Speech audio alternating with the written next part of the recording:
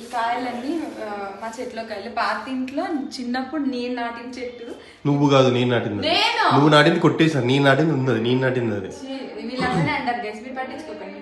So ఇందులో ఇవి ఉన్నాయి కదా, ఇవన్నీ కింద పడిన కాయలు అనమాట. సో ఇవి పెళ్లిలో యూజ్ చేయడానికి. ఇవన్నీ కింద పడిన కాయలు. పూజారి కావాల్సిన 5 అంట, అందులో నాకు కావాల్సింది 1. నేను పట్టుకుంటాను కదా, అట్లా మొత్తం 6 కాయలు. అన్ఎక్స్పెక్టెడ్ గా 6 కాయలు కింద పడలేదు. గల్ల ఉంటది కదా, గల్ల పైన అట్లా అలా నడుస్తుంది కాయలన్నీ. పర్లేదులే, నీవు ఇవి తాగేసండి, పని అయిపోతుంది. మంచిదిలే, తీయగా ఉన్నాయి. ఎక్స్ప్రెషన్ కష్టపడేది నేను, తాగి తీయకుండా. ఎట్లున్నాయమ్మా?